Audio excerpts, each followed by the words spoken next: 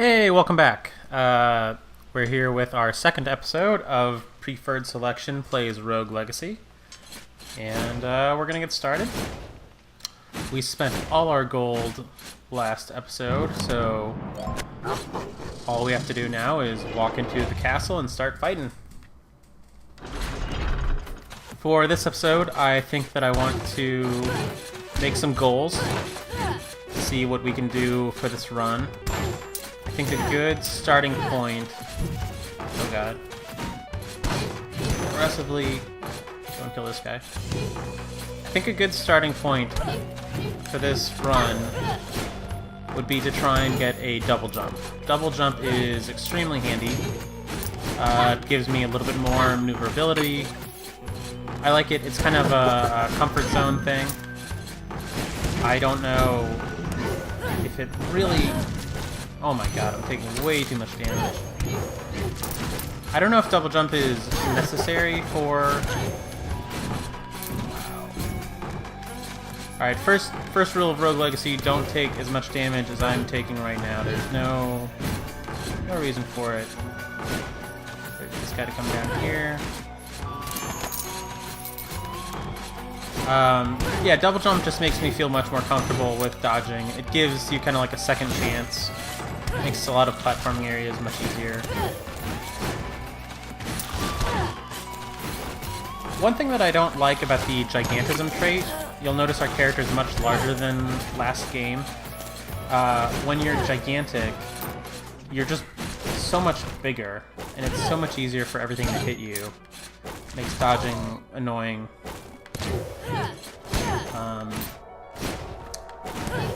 That's kind of... It's probably my least favorite trait as far as like the height ones. The small trait's really annoying because you have a very small... Your sword swing's very tiny. But when you're small, you can get to a lot of secrets. So it's kind of a trade-off between being tiny and being able to access things that you might not get otherwise in the game at the point that you're getting them.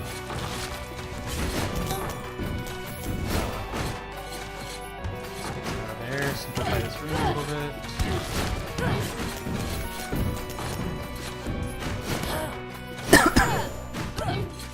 Now you see, normally, pardon the cough, normally I would be able to just go straight into through here just by walking. But this room got a lot harder because I was huge and couldn't get through that room simply. So now we're almost dead, and we've only got 560 gold. It's not at all where I'd like to be.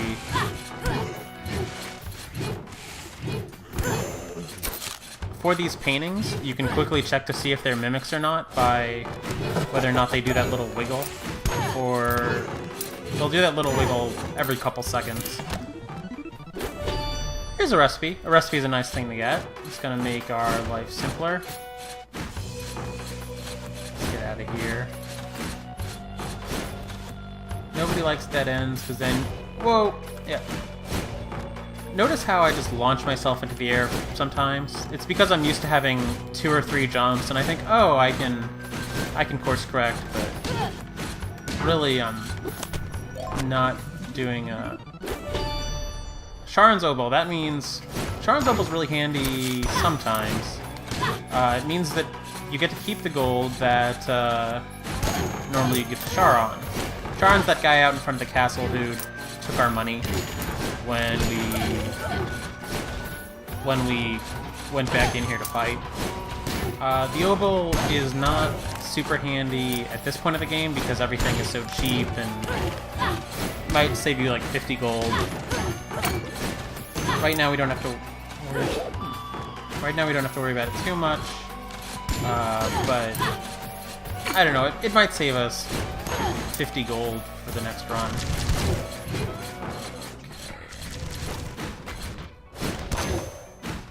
Ooh, health. Let's see. This is a tricky puzzle because he's not going to use his little ability. And this is another room that would be so much easier if we were normal-sized people. Alright, we got another... These recipes, by the way, if I haven't explained them, are the things that we need for making new armor later. Ah, this is exactly what I wanted. We ran into one of these rooms, so now we can get our mana and health back. And we're gonna get another recipe out of this thing, and we're gonna get, hopefully, gold out of this. Yeah, that's all I really wanted is gold. So, with a little bit more gold, I feel less bad about how this run's gone. We probably could have played it better, but we're gonna have enough money to go do something when we leave here. Let's see what's over this way. Nothing we want to fight. We only get 20 health, so the next hit we take is probably gonna kill us. This is a really simple... Whoa! And that was a mimic. That's what I get for not being careful. Okay, so that was a sloppy run. I'm a little bit rusty with this game, but I also don't like giants, so that's totally okay. Alright, so here we have a barbarian. Let's talk about what this guy's traits do. He is electrophobic, which means that when we would normally get a health drop, we're going to get chickens, which are little enemies that can hurt us, and if we kill them, they become health. The dwarf thing is, he's tiny, he gets to go to some tiny places. What I'm really excited about is up here, PAD means that there's these spring spike traps that normally are really annoying, but with this guy we can just run through them. They won't pop up at all. We have a mage with PAD and with Corprolalia or something. This used to be autism, but they... No, not autism. What word am I looking for? They did a South Park episode about it. Tourette's. Yeah, they used to be Tourette's, but they changed it. It doesn't really do anything. This is the magic that I like best out of the different characters, but I really like PAD, so we're gonna go with this guy. Now, do we want to unlock anything over here? I don't think so right away. First, what I want to do first is I want to go to the manor. We're going to talk to this lady. She's going to give us runes, and the runes are going to allow us to do things like run faster, double jump. Double jump we just bought right away. I didn't look to see how much that cost, but I guess it was like 150. We had more than enough for it. So I guess they only give us 2 options right off the bat. Sprinting is okay. I don't feel like we need it right away. I would rather have a better weapon than the ability to sprint. Or some of this. What does that cape do? Armor is great. I think we're going to buy this for 525. And health and mana. Yeah, let's just get some equipment this run. So now we've got about half of the knight set, and we're ready to go back into the castle. As I was saying, Charon's Obol might save us like 50 gold, and ended up saving us 60. Like, that's just early in the game. Charon's Obol is not one of the best pickups, but you know, I'll take a free 60 gold. If people don't want me skipping over dialogue, feel free to say so in the comments. Right now I'm doing it just to save a little bit of time. Alright, another... Sometimes the castle is really easy. Sometimes the castle gives you rooms full of jerks right off the bat. Oh, I knew I was going to get hit on this fire guy at some point. The fire guys have... Even if you get later in the game... The initial fire guys are surprisingly hard in terms of the projectiles they throw, because they all throw them in the direction you're... They throw 3 fireballs, and the fireballs come at you wherever you are. They don't home in once they're fired, but they're pointed at you, and they do a good job of usually forcing you to do some tricky jumps, and maybe you back into spikes while you're trying to jump to avoid them. For those unsure, the reason why I'm smashing like every piece of furniture, furniture in this game drops health, drops money. Alright, so this is an objective where if we had a way to platform across this without jumping, then we could get a chest, which would give us more runes. We don't have a way to do that, so I'm not even going to attempt it. The dash rune would have allowed us to do that, but like I said, I'm much happier with the fact that we have some armor rather than getting the dash rune. Okay, lots of guys to kill in this room. I really don't like the fact that I'm still not one-hitting enemies, and it bothers me. But not much we can do about it. And here's where PAD comes in handy. Normally this room would be rather complicated, but since we don't take any damage from these little spiky things, we can just kind of walk through here. Wow, every painting is alive in this room. That's really annoying. Later on, we're going to get a rune called Vampirism, which is going to allow us to regain health whenever we hit enemies. And we're also going to start one-shotting paintings eventually. And that's going to make this all... Pretty soon we're going to be happy when we see alive paintings, but right now it's just kind of annoying. They are some of my least favorite enemies because their hitbox is a square, and it's a rotating square. So they're way harder to hit than they look. These journal entries, there are a million other LPers who are playing this game, and they'll read those journal entries to you. They are the guy who was down here before us, going through his annals of playing the game and describing this story. So, hey, you know, if you pick up this game, this is a great game. You know, I won't spoil the story for you. You'll get a chance to experience that on your own. Okay, here's another really obnoxious fairy chest. So some of these are kind of like tic-tac-toe or are just luck. This one, if we had these scythe magic, I think we could go in here and shoot scythes at those guys and get that chest, but we do not have that magic.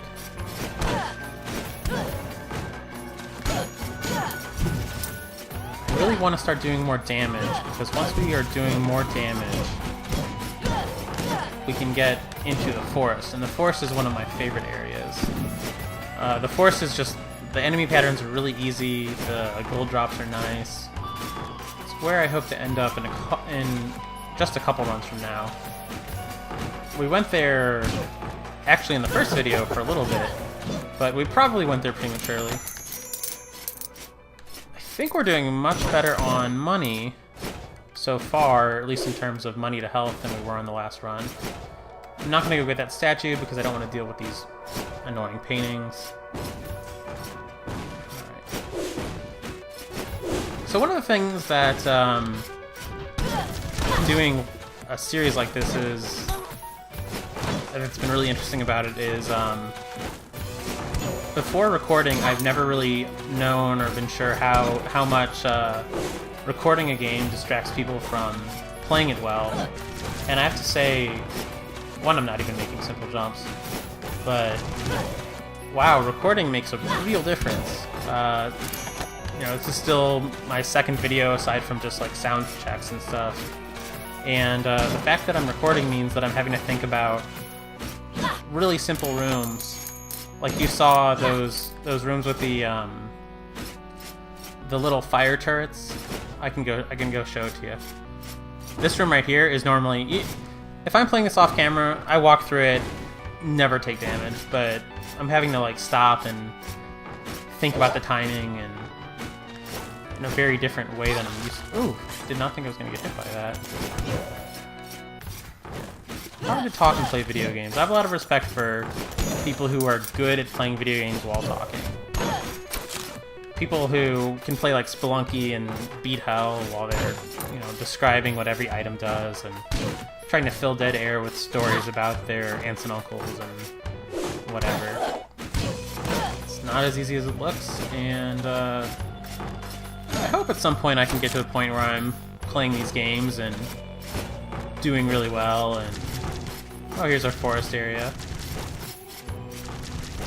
I don't think I want to mess around in there. This thing is a teleporter, can allow us to go back to any of these locations. And I just teleported somewhere. I just teleported to where I was standing.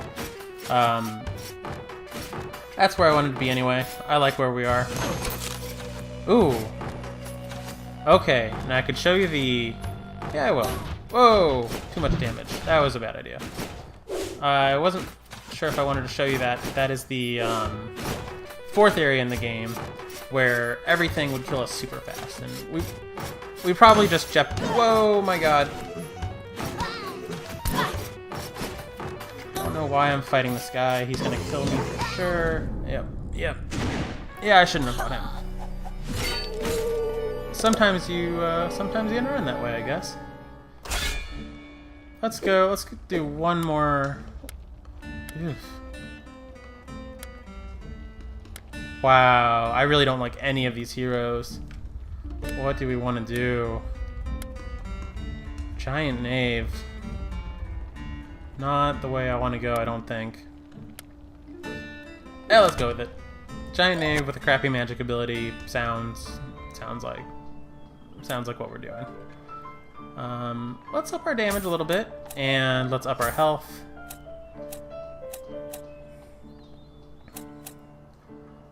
We'll upgrade Barbarian, mostly just to unlock part of this map. We'll unlock... Oh, there we go. Oh, we can't afford that.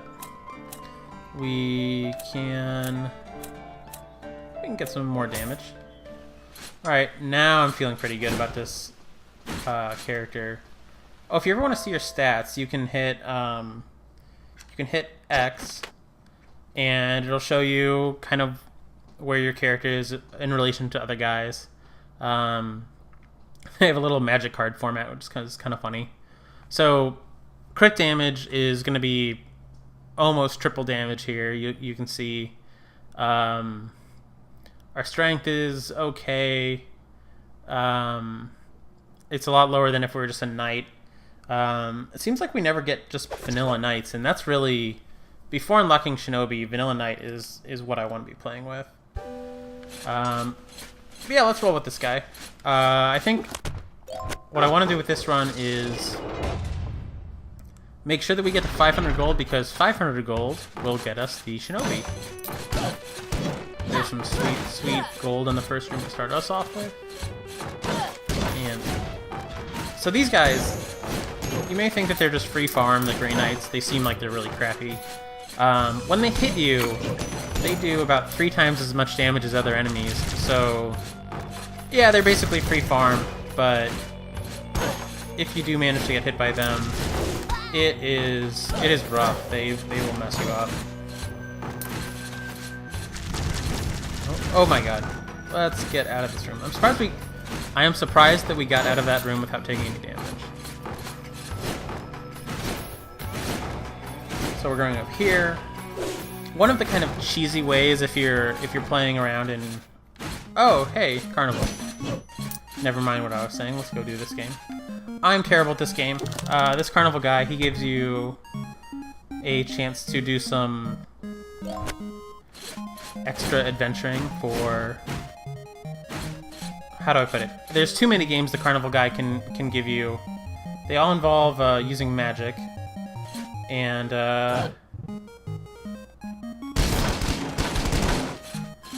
if you do them well... Oh, that was an awful throw.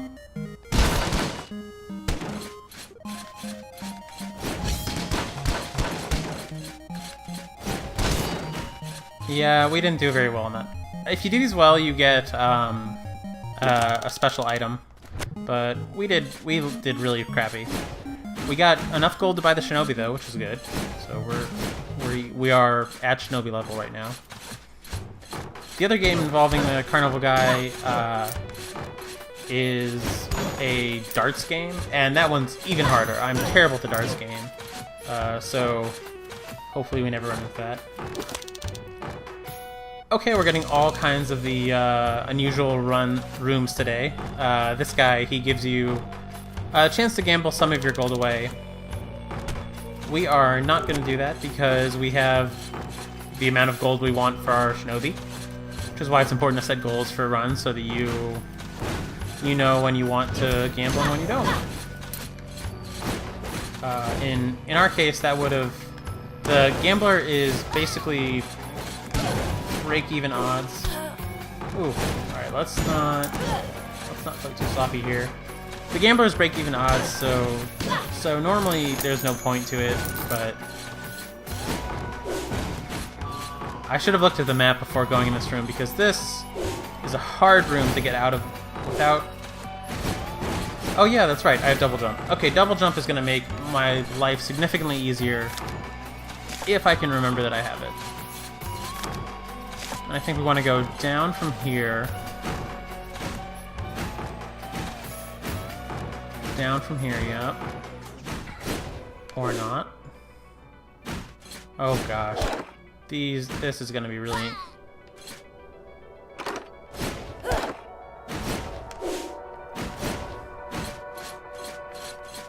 Let's go up. So I started to say earlier that one of the things that you can do that's a little bit cheesy if you are trying to get some money and don't want to do a lot of fighting in these early stages of the game. Wow, I'm at 4 health already. That's right, I'm playing as a knave.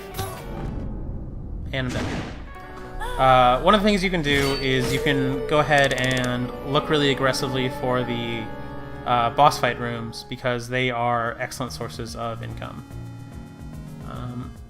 Yeah, let's stop the video here. We'll choose our heir on video 3, and I don't know, hopefully get some shinobi runs or paladin runs in there. Thanks for watching.